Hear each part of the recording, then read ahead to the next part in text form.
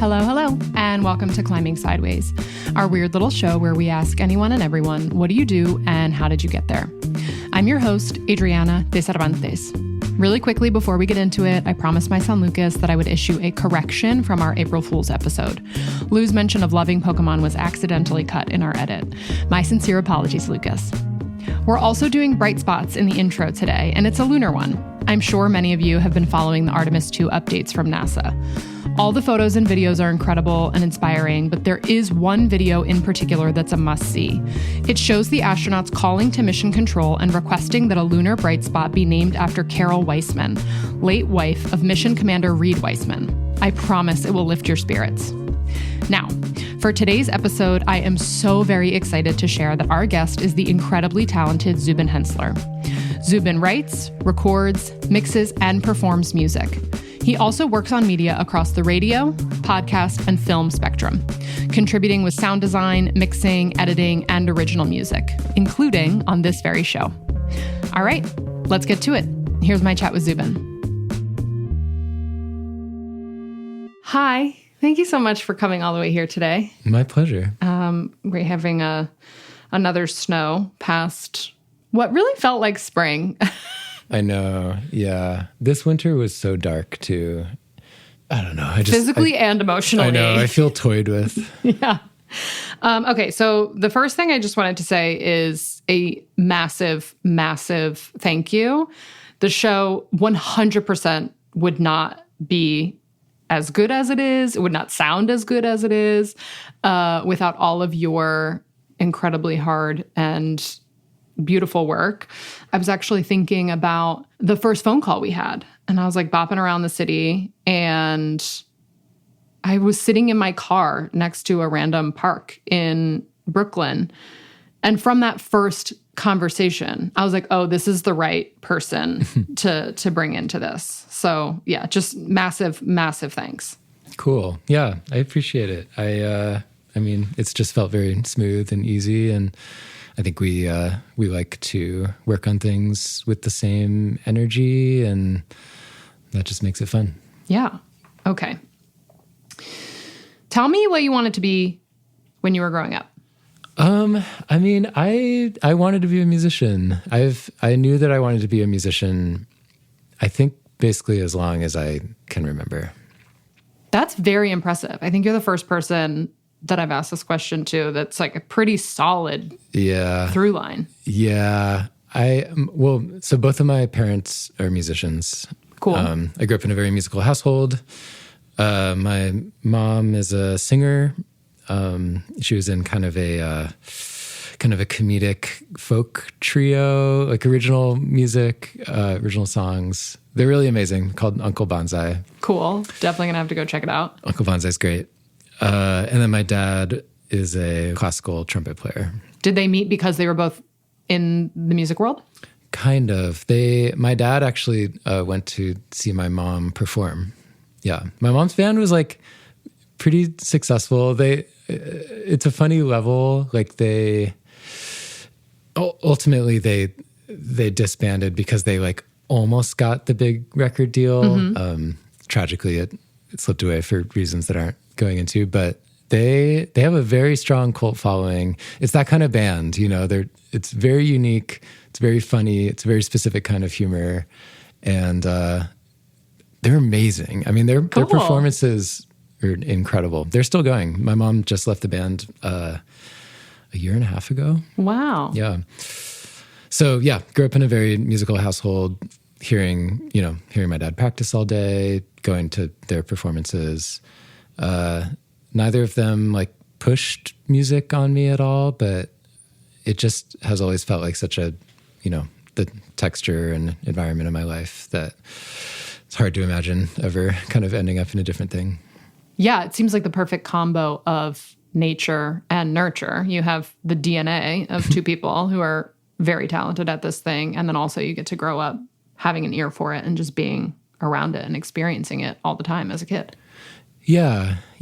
And I'm very grateful that they didn't push me to music at all. Like almost the opposite. Mm-hmm. Like they didn't like sign me up for lessons and make me go do things. And it was me in fourth grade, at public school, where they're like, do you want to play an instrument? And I said I wanted to play trumpet, which I think really surprised my parents, actually. But there was just so much music on in the house. They had very beautifully broad taste. They were very much part of the kind of like 80s, 90s world music generation. There's a lot of African music, a lot of Latin American music, and classical music and folk music. And I got to go to a lot of music festivals as a kid. And it was just a very beautifully rich like music environment I grew up in. Cool. That sounds so amazing. Yeah. I'm trying to do something similar with my kids where I expose them to a lot of the tools. I'll put a camera in their hands that's a nicer camera. I have a printer downstairs, let them print whatever they want. And, even Lucas, showing him how to put things together. We'll put some stuff together in Photoshop and then print it out and cut it and do like collages and stuff like that. But cool. The music feels particularly hard to make your way into if it's not something that you're familiar with or that you understand or that you can see someone making a career out of it. Yeah, totally. I mean, something I've thought a lot about and talked to friends about a lot is I think having musician parents was a leg up in a variety of ways. And one of it was what you just said of I could see that it was possible, but almost more importantly, I think I understood how hard it is. Like I had very little, every young musician has like romance about like the life and the growing up watching MTV. You're like, wow, I want to be a musician, but it's so abstract, and it's so emotional. And I think a lot of people carry that sense of like sort of idealized, fuzzy image of this like musician life with them. And then eventually it's punctured with some level of brutality at some age. And I think kind of an advantage and also sometimes a burden, I think, was that having seen my parents and them being like real like middle-class musicians, they were both very good, very skilled, very dedicated, but neither of them were in like a world famous band, or both of their music careers kind of ended when I was a young child for various reasons, partly, having a kid and moving into a different era of life, but also like my mom's band broke up. My dad was a really, really amazing and beautiful trumpet player, but he was kind of right at that point where like almost getting into the symphony, subbing in the symphony a lot, but basically had a moment where he like fully reckoned with the fact that he was not going to become a member of a symphony and had to make a career choice of, that is the big stable job as a classical musician where you get benefits and you get something close to tenure. A lot of people get those jobs and they're there for 40 years. And in recognizing that he wasn't going to have that, the other option was to continue being a freelance musician. And that just felt like not a stable enough life to go into the next period and having a kid and all these things. And it's more complicated than that, but he eventually became a computer programmer, and Seattle in the 90s was a good time to be like searching for a new job with a trumpet degree. But yeah, so I think that I observed them having those kind of early midlife challenges of like how to bring their relationship to music into the rest of their lives. So I was very clear-eyed about what I was signing up for when I wanted to be a musician. And I think that gave me like a certain work ethic and like anxiety about, especially about wanting to have backups, like kind of like a broad relationship to this life that I felt would give me like a long life in music. Okay, so that's then a good segue into you grew up wanting to be a musician. That was your primary interest. But if you were thinking about backups, what else were you interested in? What else did you consider pursuing? Like different genres of music. Okay, so there was no non-music backup. It was just... That's great. That's incredible. No, this is what I mean. It was like a funny combination of like very focused and very stubborn, also with this kind of like maybe also stubborn insistence on like the ways that I could make it stable, or I don't know. It's hard to articulate. Basically, like I played trumpet. I was a jazz trumpet player. I also was immediately getting into recorded music, and I like made beats as a teenager. Love that. In GarageBand. So I think that I just had a sense of like, okay, I see these different paths starting to come together of like, I mean, we didn't get too much in it. My jazz experience was very much part of this. Like I entered into this kind of amazing public school jazz education system that exists in Seattle. At what age? I guess in 6th grade. So young. Very young. Yeah. 7th grade, I was like going to all these competitions, and it was very, very competitive, very, very strict. I had these amazing band directors in middle and high school, who were both Black men from the South, who very much came from this sort of like Southern drumline, New Orleans jazz tradition. Cool.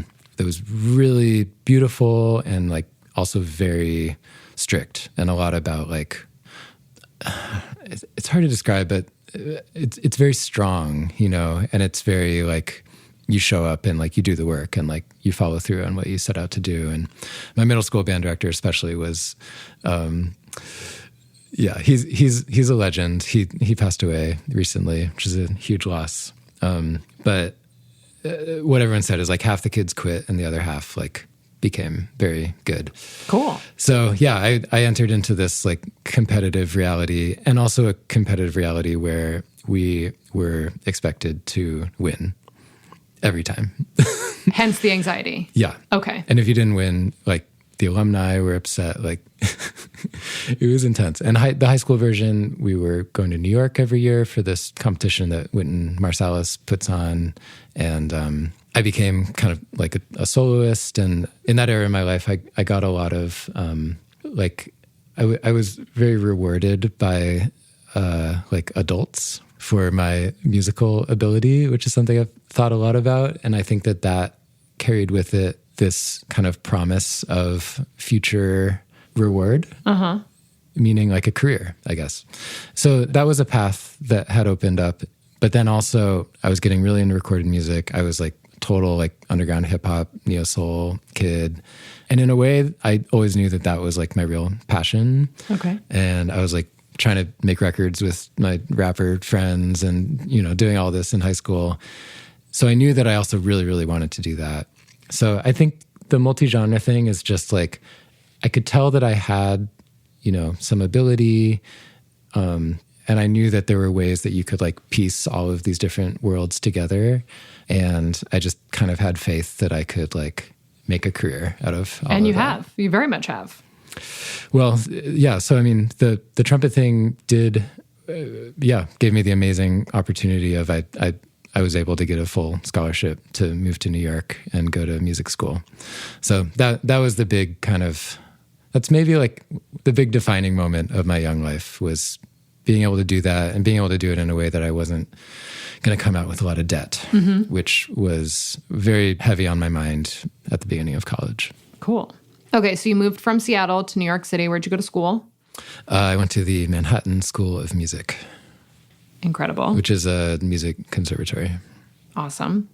All right, then explain what you do now, and then tell us about the path from undergrad to how you got here. Yes. So now I am a musician. I work in recorded music. I would say that now I work in like recorded music and audio. So the way that my career has come to be is that I am largely a collaborator in like music and audio projects. So I produce records. I do a lot of mixing of music.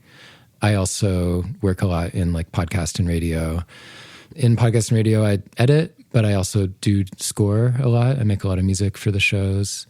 I've also done a lot of that for film. At the moment, I'm not doing as much film for various reasons, but yeah, I've just kind of arrived at this point where I'm like a collaborator across all of these fields and am kind of down to like mix or score or sound design or like play instruments or co-write songs or whatever. Can you explain to me the difference between mixing, scoring, and sound design? Mixing is taking things that already exist. Scoring is writing and creating your own. And then sound design is what?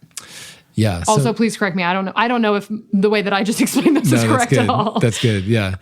So mixing in music is like the band or person has already recorded everything, and then they send it to a mixer who kind of like puts it all together and like some like sonic experimentation with like effects and stuff. But a lot of it is just kind of like you took all the raw elements and you finished them. You changed the volume relationships to each other, but there's a lot of like very delicate choices that you can make at that stage that really change the character of the song.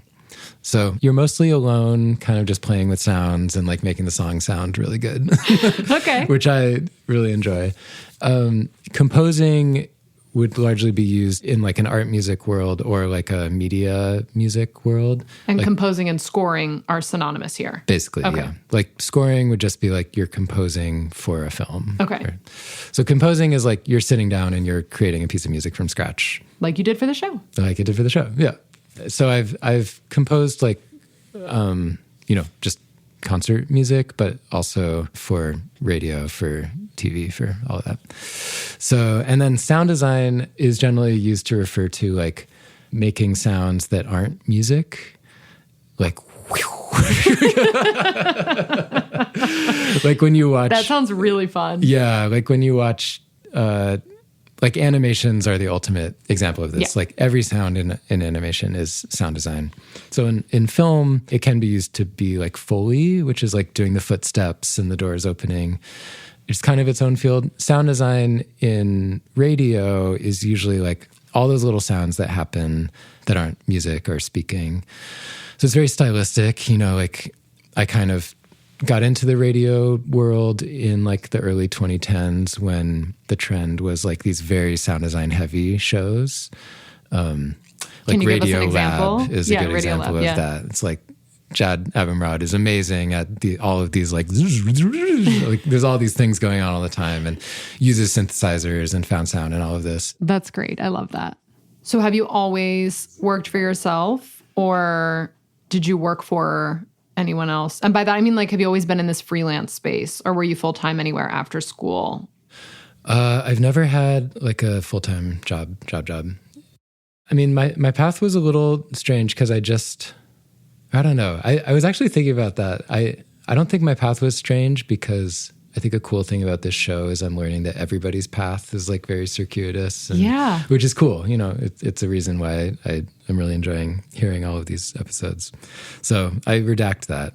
My path was my path. Yes, I love that. What you are talking about, learning that we all have these weird and winding paths, is literally the whole point of this show. I have struggled throughout the course of my career to not deeply attach my self-worth to whatever my title at said company is at any given time.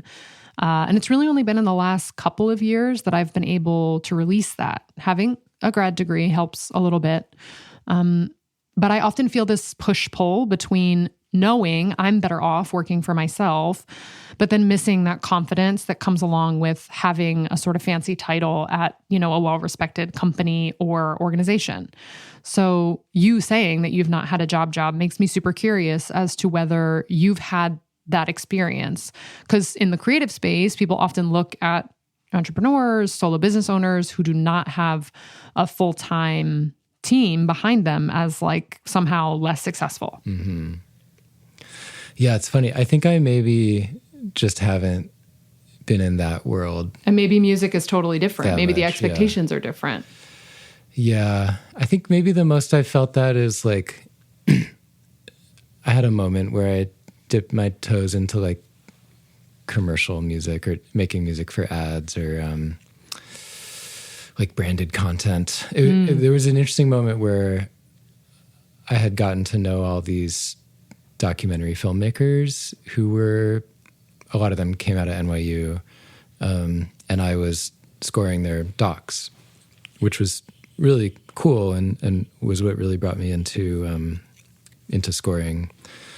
But a lot of them were also working on ads. Like they were following this very well-trod path of like be a documentary filmmaker and then like make commercials. Which this theme has come up a lot, right? Yeah. These like creative people who are trained in a thing and then have to turn around and go out in the world and figure out how to make money in the commercial space with the skills that they have, but then how that impacts turning around and still trying to make art with the same skills is very weird. And I think that particular version of it, the kind of director version of it, worked okay. You know, like I have friends who have been pretty successful at that. I think partly because directing a commercial pays just like a fuck ton of money and you can fund like an entire doc. Like, and docs are relatively cheap compared to other forms of video art. Okay. So there was a period where some of these people would pull me into those projects kind of as a way to be like, hey, I could only pay you like this little bit to score my doc, but like I'll give you this gig. The commercial ones, you mean? Yeah. And it was horrible. I hated it. So it was fully not your bag. Yeah. And it was very brief and I just tried a couple and I just found it to be a really poisonous environment for me. And I think a lot of the kind of judgments that you're talking about of like kind of like eyeing people's like business acumen or position in the world or something. And this was even, this is 10 years before AI. I can't even imagine now. I think that job just maybe doesn't exist anymore. Interesting. But yeah, I basically ran away from that as fast as I could. Okay, that's more than fair. Yeah, that's more than fair. I've been pretty lucky. I've been pretty lucky in like the people I've been able to work for. Like a lot of the bigger institutions I've worked for in the last 5 years or so have been like museums and. What kind of audio work are you doing at museums? I've done a few projects with MoMA. I did like a full podcast series with them about the history of jazz performance at MoMA. Whoa. It's great. Yeah, you should check it out. I definitely will. It rocks. Naeem Douglas was the host of that.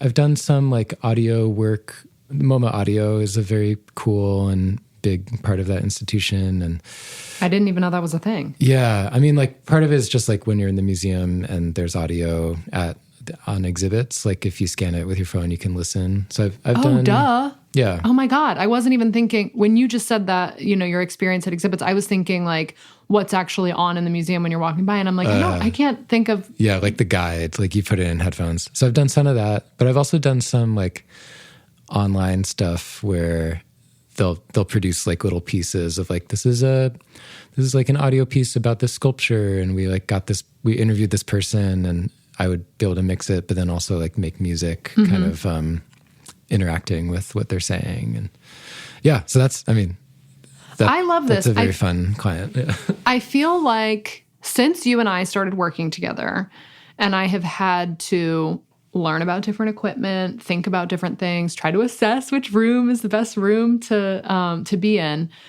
I'm noticing audio out in the world very differently.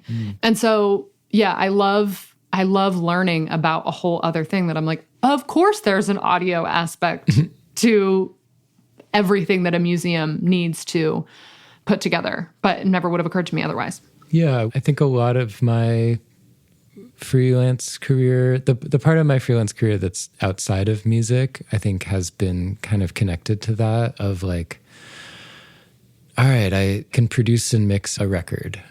The music industry is a challenging place, and more so every day, it feels like. So I think being in New York and being in such a active ecosystem of projects. Just like everyone around me was making stuff, and realizing the things that I could get paid to do that had basically the same or similar skills to what I had already developed, or equipment, you know, to which I had already developed for the music making I was doing. Just like you said, just led me into all of these kind of nooks and crannies of the world where someone needs an audio thing, you know.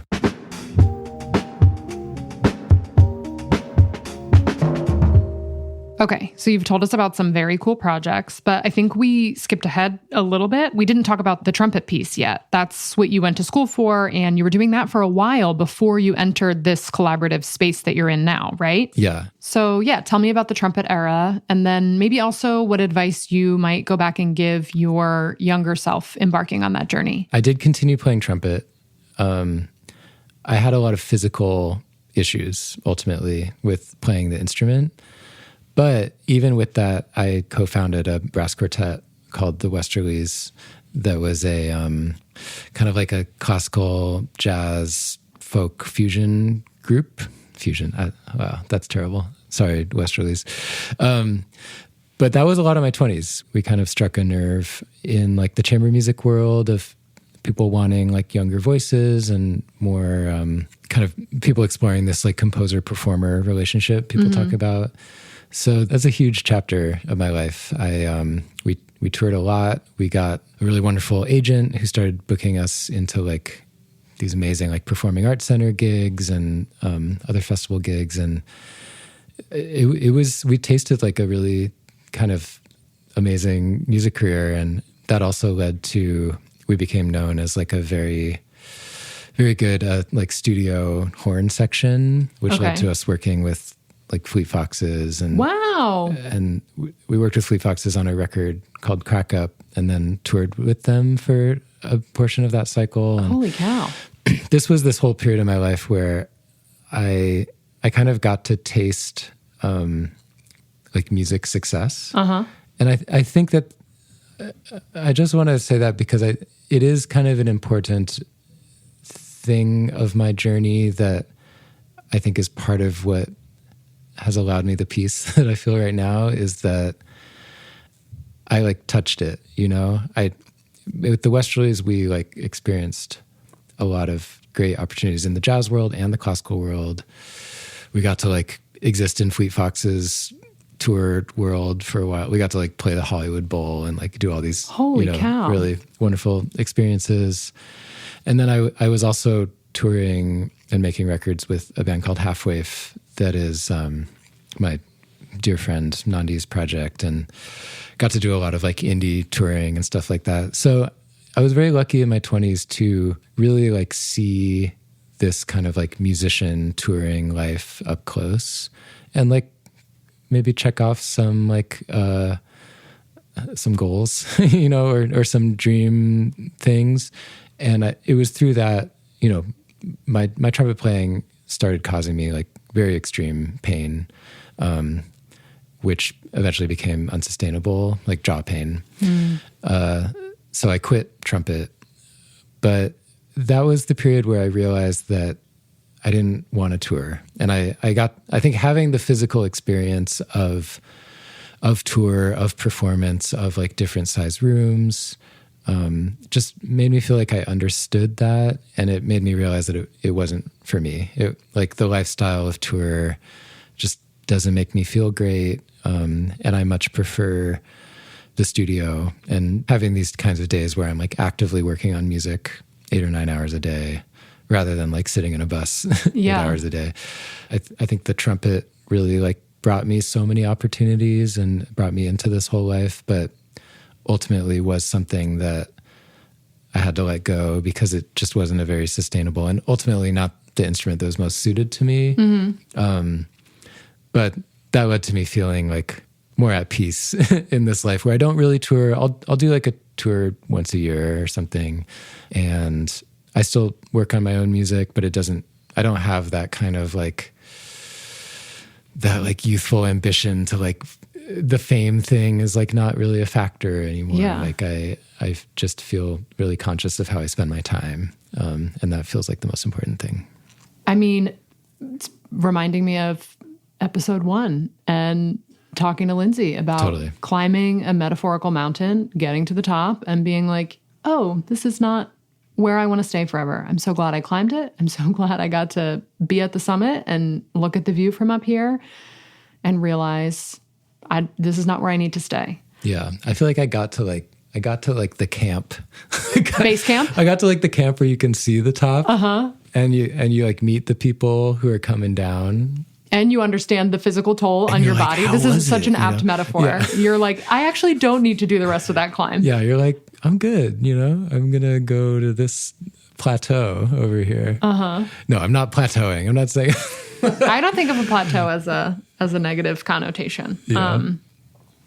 Because I think, to your question of what would you say to your younger self, I think as musicians, and I'm sure this applies to many other people, there's this ambition thing, of like, what do I want to achieve, or how do I want to like express this? And immediately out of music school, I was like making my money by writing music for films or by like producing other people's records. And I never really took the time to like develop my own music because it was so like, I was writing whatever people needed, and so that's kind of more something I'm doing now at this stage of life, is like taking the time to figure out what music I want to make. And many of the people who hire me to mix their records are baristas or waiters. Like they are more investing in their own work, whereas I've basically pursued this career as a collaborator. I think that also just like matches my personality type.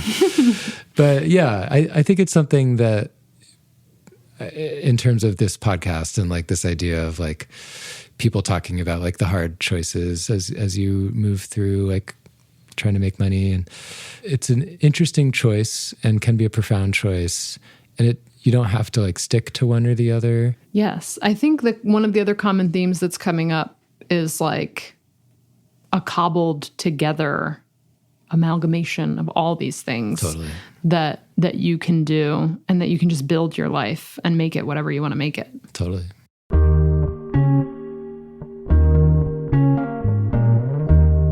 Okay, so one of the other questions that I have for you is, you have shared with me this need to get really into the zone and focus when you're working, and that can go, hours and hours and hours on end.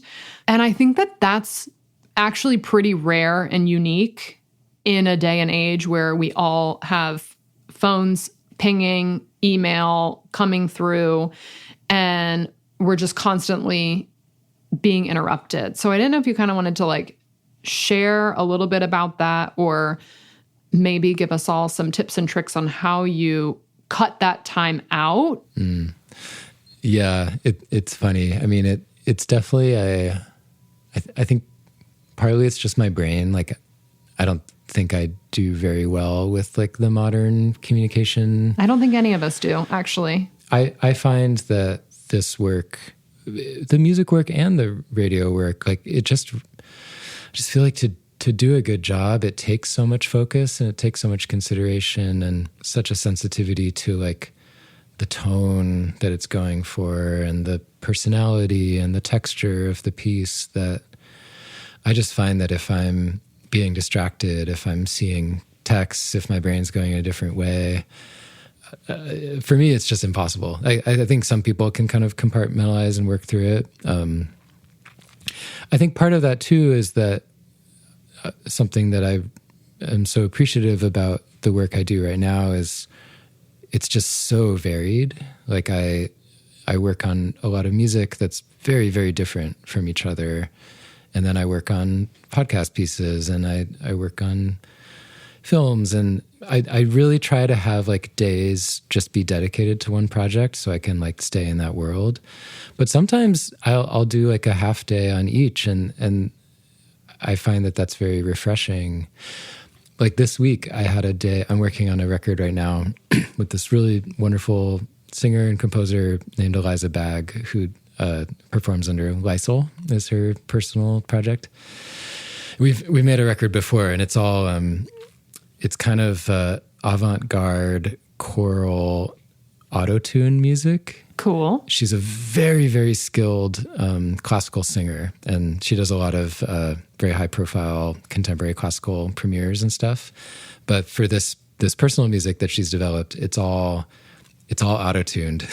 She's like an impeccably in-tune singer, singing into auto-tune and creating these like wild, mostly wordless arrangements. And in our collaboration, I have a lot of room to add instruments and impact the arrangement and play synths and stuff. So it's very immersive. It's very unique, and it takes so much concentration. It sounds trippy as hell. It's very trippy. I definitely find that when I'm working on it for 6 hours or something, I can lose the ability to speak because I'm just like, I think you've shared that with me before. I'm so in the world. But I had a couple days recently where I did that for half the day, and then I worked on our show for the half the day. And that makes me very happy. I find like, I think that I actually can show up in a very present and like active way for those different projects when I'm doing them, partly because they're each like scratching things that I'm interested in very different ways. And it makes like different parts of my brain happy, but also, I always come back to the other thing fresh, because it's such a big contrast. What I can't figure out is that if I'm like working on this music thing for 4 hours and then I'm working on like a podcast for 4 hours, I still can't figure out when I'm supposed to text. You're not. Like, no, this is the whole thing. You're not. I wish I could remember where I heard this or who explained this. This is not my brainchild, but we have moved into this space of expected, constant accessibility and response. And that is not good or healthy for anyone. Yeah, it's fun. I mean, you're totally preaching to the choir. I completely agree. And like, I just value focus so much. Like I just think that most of the beautiful things that I value in the world were made in a state of great focus. Yeah. So kind of on a philosophical level, I just am against something that is like anti-focus. Yeah. I don't know. I think the way that the person I've grown into is one that I think is very good at that kind of focus, but I do struggle with, aspects of this modern world that we live in and aspects of being a freelancer in that. And I think in some ways I have dialed back the kind of like freelancer-y ambition I have just because I don't like it when I feel overbooked. I like hate it when I feel overbooked because I just really want to take my time, and I do this work because I love it and I want to make good things, and kind of having my brain be pulled around to all these different things just kind of gets in the way of that. I wonder if that's the beauty of you being as talented as you are, that you probably have slightly less of the feast or famine nature that some other freelancers do, myself included, that the times when you're overwhelmed, you feel borderline obligated to take that work because you want to be able to bank some of the money and be prepared in that, for the next wave of a slow moment. So I think just having the ability to be able to, I think this exact line, I have said it in other episodes, but the ability to say no to shit is so powerful. Yeah. I mean, that's very kind. I do think this is something that I've arrived at, at this point in my life. Like when I was building up the career that I have in New York, I did not feel this way at all. I mean, I was very, very stressed and working at very low financial margins for 10 years and saying yes to everything, even things that I'd never done before, doing that thing where you're like, yeah, I've done that. And then you just like are ferociously Googling things before you and get a lot there. of like taking a project because it'll allow me to buy a piece of gear and then like, actually going to the negative on the project, but then having the gear for the next thing, and you know, all of that. So part of that was leaving New York. Like I do think just to do what I do in the way that I want to do it, ultimately felt basically impossible in that city. So living in Philly and, you know, with my partner and our kind of like general financial teamwork, I do have less pressure on me than I did, which has been beautiful. You know, I do think I'm able to do better work and do it at the pace that I prefer. You know, I love Philly, but I actually don't need everybody who lives in New York to know how much Philly is we're bleeping awesome. that out. Well, also, I'm very self-aware that like what I just said is like the exact fear of every Philadelphian. They're like, I don't want no fucking New Yorker moving here just because it's cheaper.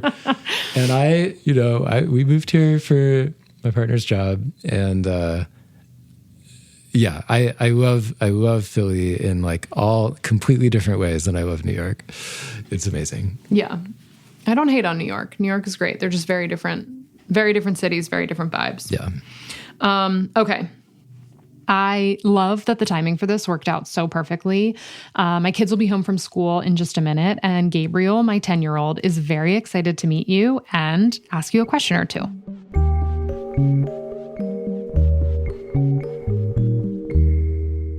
Hello. How's it going? Zubin, Gabriel, Zubin. Nice to meet you. Hello. What is like... We're going straight into the questions. You can take a minute to say hello. Yeah, hello. Hello. How was your day? Good. Good. Yeah. I'm wondering, I don't want to record yet. I'm just like... Don't kick the mic. Sorry, I won't. Who is like the most well-known person that you've worked for so far? Like well-known in the community. So asking the things everybody wants. Yeah, you want some name drops. Yeah. Like who are like the most like well-known popular people you've worked for? All right, name drops. Do you know the rapper Common? No.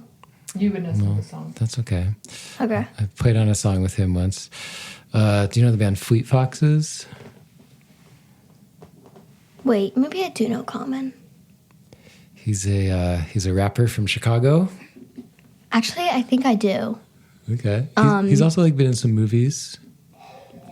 I think I know who it is. Like shaved head. Yeah, I think I know who you're talking. I think I know who Common is then. I got to be in the studio with him once, and he was getting a haircut in the studio, which I think shows that you've achieved a certain status in your career when your barber comes to the recording studio. Yeah, I think that's really cool. How yeah. Okay. Cool. Are you into music? I mean, like, kind of, but like, I mostly only listen to one or two specific bands. But like, yeah, I like listening to music. Mm-hmm. What bands are those? I like listening to Smash Mouth and Imagine Dragons. Cool. Whoa, that's a throwback. Those are like from when I was your age. I think All Star came out probably. Yeah, we were like 8 or 9. Yeah. All Stars was one of my favorite Smash Mouth songs. Really? I have memorized all the words of it. Amazing. Do you know who Eric Valentine is? No. So Eric Valentine does basically what my job is, of working in the recording studio and like making things sound cool and mixing. And he produced that song. He produced All Star. Yeah. So he's kind of, this is the role that I play, is like, you're kind of in the background, like your name isn't known, but he like, all those little fills, those little like sparkly noises that happen in the track, he like, he did those and figured out how to make the voice sound like really in your face and exciting. Yeah. Yeah. Because like in Imagine Dragons, if you listen closely, there's like a harp in the background of Believer. And at the beginning and end of Thunder, there's like storm sounds. Oh, cool. Because like I only know this because I listen to the songs at full volume on my MP3 player. Cool. So I hear every little detail. Yeah. That's great. I think that we aging people have a perception that the youth these days don't listen that closely anymore. So that's inspiring to me that you're picking out those details. Yeah. Those are the details I live and die by every day, you know.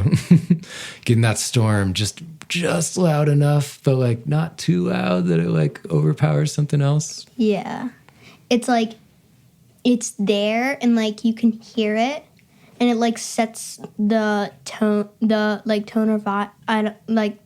The vibe, but like it's like you don't really notice it. You really just listen to the lyrics and not the sounds in the background. I love that you asked about name drops.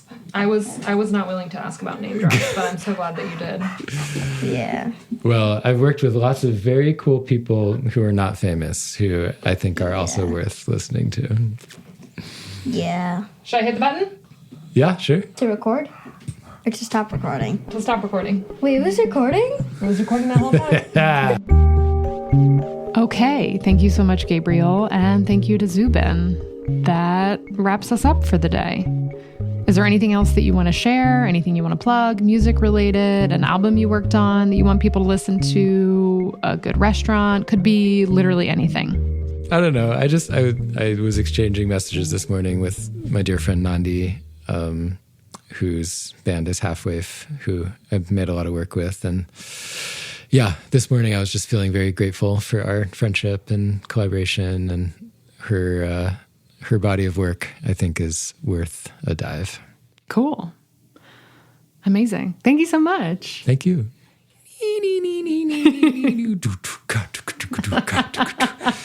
Thank you so much for listening to Climbing Sideways. Thanks so much for listening to Climbing Sideways. If you're on Substack, follow us there, climbingsideways.substack.com. And of course, we're on Instagram and Threads at Climbing Sideways Pod. You can find Zubin online at zubinhensler.com or on Instagram at Zubin Hensler. Check out Halfwaif at halfwaif.com. That's spelled HALFWAIF.com. And because there were so many other great artists mentioned in today's episode, I put together a playlist. So you can find the link to that in our show notes. As always, many thanks to Zubin Hensler for all the mixing and original music for the show. This podcast is totally free, but since we're brand new and we're ad-free and staying that way, please subscribe, share, and write us a review. Those reviews really matter. We'll be back in a couple of weeks with another conversation. Thanks so much. Bye.